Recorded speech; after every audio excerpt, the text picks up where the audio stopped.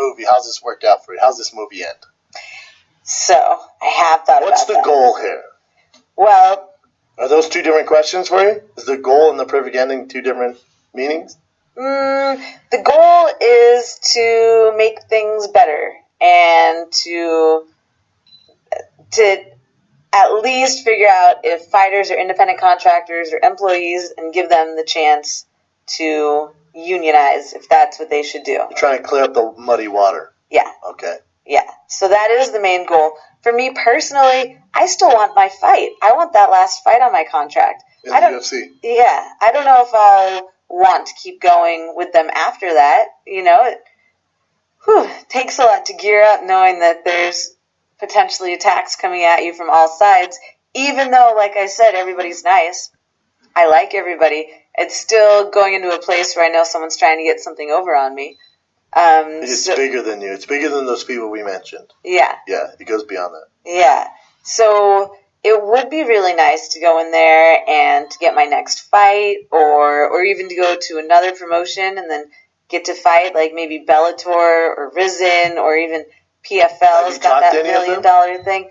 No, I haven't talked to anyone. Are you just kind of waiting to see what the UFC does? I would like to act like I'm being really intelligent about stuff, but to be completely honest, I was just shattered for a week. That's not being. No, you're kind of letting the dust settle and then making a. That's probably better than making some irrational move and just because you want to fight and get back in there and you don't want to lose the limelight and trying to then you sign this big contract Bellator and UFC's like, whoa, fuck man, we're gonna give you your last fight what you wanted, Mm-hmm. So I think it's. I don't know who your manager is, or you said you fired a bunch. Maybe that lawyer. I don't know if that's the best route to go, but that lawyer, you could, I'm sure, Scott Coker, Scott Coker, you work for them, right? Mm-hmm. Yeah, PFL, Ryzen. I'd talk to the lay of the land and then make your decision. I think it's being smart. Mm-hmm. I'd been worried if I read in the headlines last week, Les Smith signs 12-fight deal with PFL. Like, god damn.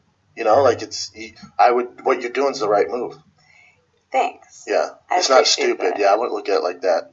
Well, most people jump in because they're scared because they lost their gig, It's like, I have to have something. That was audio from Below the Belt. We're live.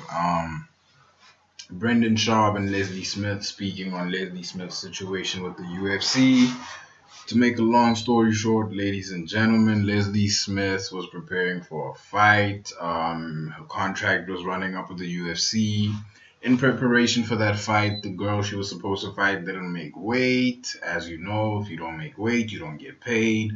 They paid her show money, the win money, and she decided to use that as leverage to negotiate a new contract while simultaneously trying to start some sort of fighters union. The UFC wasn't happy about this, and instead of doing what they usually do, giving her a shitty fight, they let her go. And a huge problem that Brendan Schaub had about this was the fact that they let her go during the Me Too movement, during this whole Greg Hardy debacle with the UFC, particularly Dana White's Contender Series. They let her go abruptly, even though she wasn't the person in the wrong here. She was just trying to use leverage to negotiate her next contract with the UFC. Now, many people question her strategy.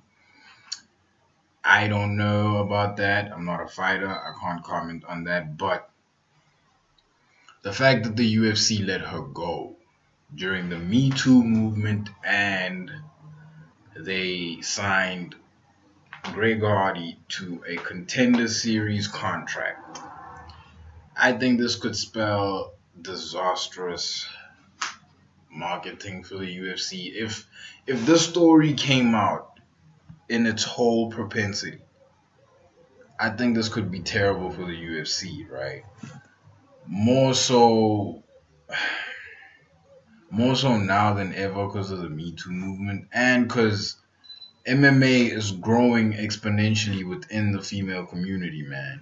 I think more and more people are starting to see its relevance within everyday life, Take the best boxer in the world, Floyd Mayweather, whoever, right? Put him up against an amateur MMA fighter. I will bet 9 times out of 10 that amateur MMA fighter will win.